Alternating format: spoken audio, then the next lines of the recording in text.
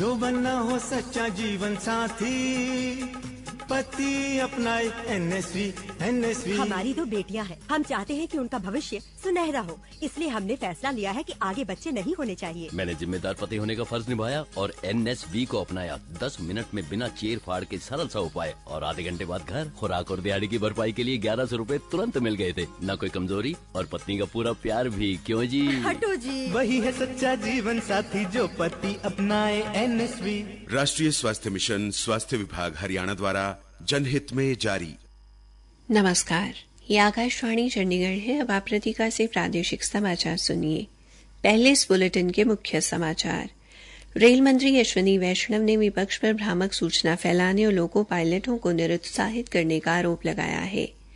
फरीदाबाद वासियों को पेयजल और जल निकासी की समस्या से निजात दिलाने के लिए करीब 2600 करोड़ रुपए की परियोजना को स्वीकृति दी गई। गुरुग्राम महानगर विकास प्राधिकरण ने वर्तमान वित्त वर्ष के लिए 2887 करोड़ 32 लाख रुपए के बजट को मंजूरी दी।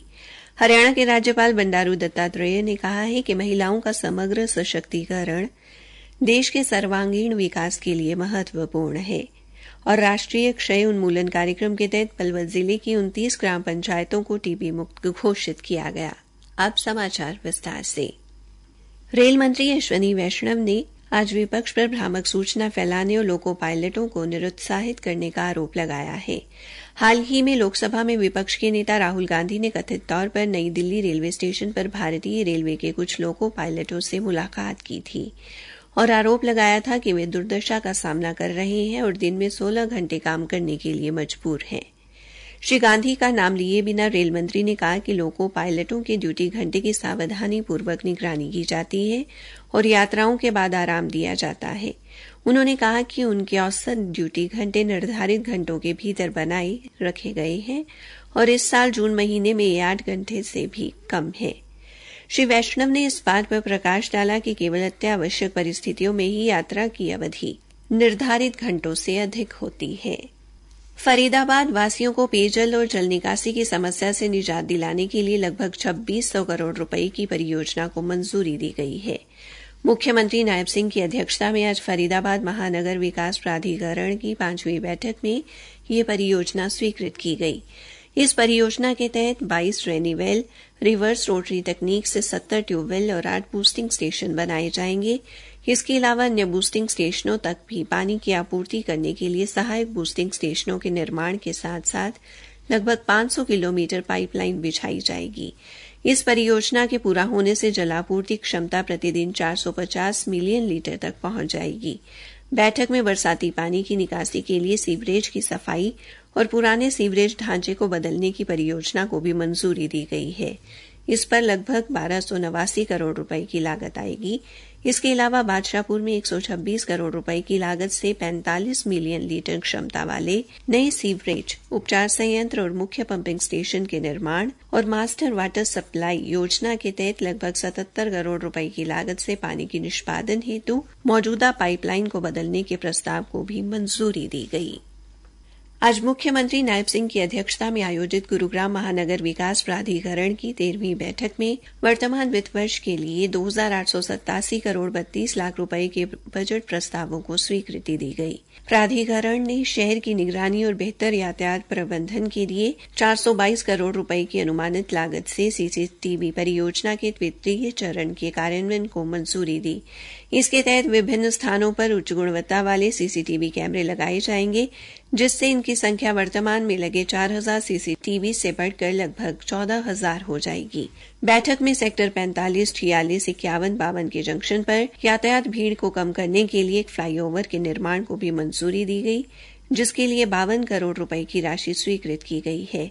इसी प्रकार सेक्टर 85, 86, 89, 90 के चौराहे पर भीड़भाड़ को कम करने और आवागमन को बढ़ाने के लिए 59 करोड़ रुपए की लागत से एक और फ्लाईओवर का निर्माण किया जाएगा। केंद्रीय माध्यमिक शिक्षा बोर्ड सीबीएसई ने स्पष्ट किया है कि केवल तीसरी और छठी कक्षा की पाठ्यपुस्तकों में बदलाव किया गया है, जबकि अन्य कक्षाओं की पाठ्यपुस्तकें पहली वाली ही रहेंगी। बोर्ड ने कहा है कि स्कूलों को निर्देश दिए गए हैं कि वे तीसरी और छठी कक्षा को छोड़कर अन्य सभी कक्षाओं की पुरानी पाठ्यपुस्तकों से ही पढ़ाना जारी रखें, जैसा कि उन्होंने पिछले शैक्षणिक वर्ष में किया था। प्रादेशिक समाचार आकाशवाणी चंडीगढ़ से प्रसारित किए जा रहे हैं। बाकी समाचार इस अंतराल के बाद। और ताऊ ठीक से ले तने टीबी रोग में हुई नई शुरुआत के बारे में बताऊं। अच्छा वो कैसे है भाई? ताऊ तने याद होगा जन्म पाछे ही अपने छोटे बालका ने एक टिक्का लगा कर ऐसा टीबी से बचाव खातर ईब वो बीसीजी टिक्का बड़े बूढ़े वयस्कों ने भी लगेगा। हरियाणा सरकार अभी इस टिक्के ने जिला अम्बाड़ा, भिवानी, हिसार, झज्जर, जींद, कैथल, मेवात, पंचकुला, रोहतक और सोनीपत में भी लगा रही है। इस बीसीजी टिक्के से घबराना नहीं, टीबी से खुद को बचाना है। तो आगे आओ, बीसीजी का टीका लगाओ, प्रदेश को टीबी मुक्त बनाओ। टीबी हारेगा, देश जीतेगा। अधिक जानकारी के लिए डायल करें 1800-11-11-6666। राष्ट्रीय स्वास्थ्य मिशन, स्वास्थ्य विभाग हरियाणा द्वारा जनहित में जारी।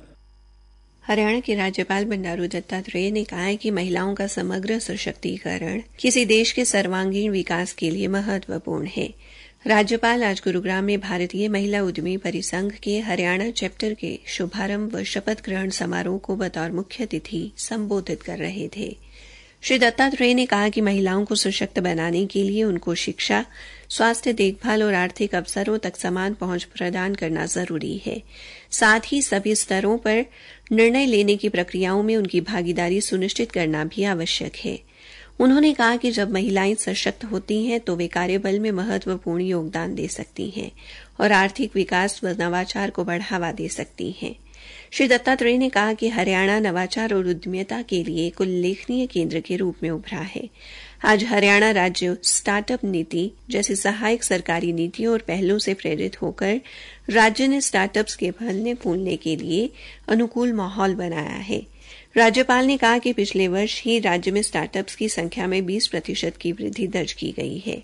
उल्लेखनीय है कि भारतीय महिला उद्यमी परिसंघ की देश के 14 राज्यों में इकाइयां हैं और अब इसमें हरियाणा भी शामिल हो गया है। राष्ट्रीय क्षय उन्मूलन कार्यक्रम के तहत पलवल जिले की 29 ग्राम पंचायतों को टीबी मुक्त घोषित किया गया है। जिला उपायुक्त नेहा सिंह ने आज इन गांवों के सरपंचों को राष्ट्रपिता महात्मा गांधी की प्रतिमा और प्रशंसा पत्र देकर सम्मानित किया। कार्यक्रम में मुख्य चिकित्सा अधिकारी डॉक्टर अजय माम और क्षय कार्यक्रम अधिकारी डॉक्टर संजय कुमार ने भी शिरकत की। उपायुक्त ने कहा कि ग्राम पंचायतों को टीबी मुक्त बनाने में सरपंचों ने अहम भूमिका निभाई है। उन्होंने जिले की सभी ग्राम पंचायतों को अपने गांव को टीबी मुक्त घोषित करने के लिए स्वास्थ्य विभाग से मिलकर कार्य करने का आह्वान किया। वहीं डॉक्टर संजय कुमार ने बताया कि ग्राम पंचायतों को टीबी मुक्त बनाने के लिए 6 मुख्य मानदंड बनाए गए हैं। एक व्यापक सर्वेक्षण के दौरान इन मानदंडों को पूरा करने वाली पंचायतों को टीबी मुक्त घोषित किया गया है। कुरुक्षेत्र पुलिस अपराध अन्वेषण शाखा 1 ने बड़ी वारदात को अंजाम देने से पहले ही 4 आरोपियों को हथियारों के साथ गिरफ्तार किया है। एक पत्रकार वार्ता में मुख्य अधीक्षक जशनदीप सिंह रंधावा ने बताया कि आरोपियों को कल शाम सेक्टर 10 में पुरानी निर्माणाधीन इमारत से काबू किया गया। उनके कब्जे से 32 बोर के 2 पिस्तौल, एक 30 बोर का पिस्तौल, 315 बोर के 2 देसी कट्टे, 5 मैगजीन तथा 28 जिंदा रौंद बरामद किए गए हैं। उन्होंने बताया कि आरोपियों का मकसद अमेरिका में रह रहे करनाल निवासी बिंदर के कहने पर कुरुक्षेत्र न्यायालय परिसर में लाडवा वासी एक आरोपी निर्मल भुल्लर की हत्या करना था।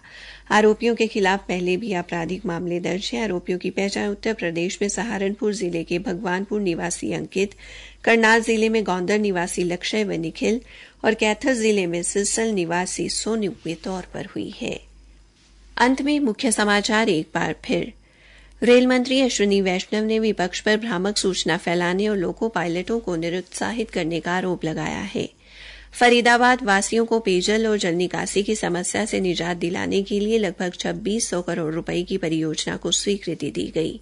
गुरुग्राम महानगर विकास प्राधिकरण ने वर्तमान वित्त वर्ष के लिए 2887 करोड़ 32 लाख रुपए के बजट को मंजूरी दी। इसी के साथ ये समाचार बुलेटिन समाप्त हुआ।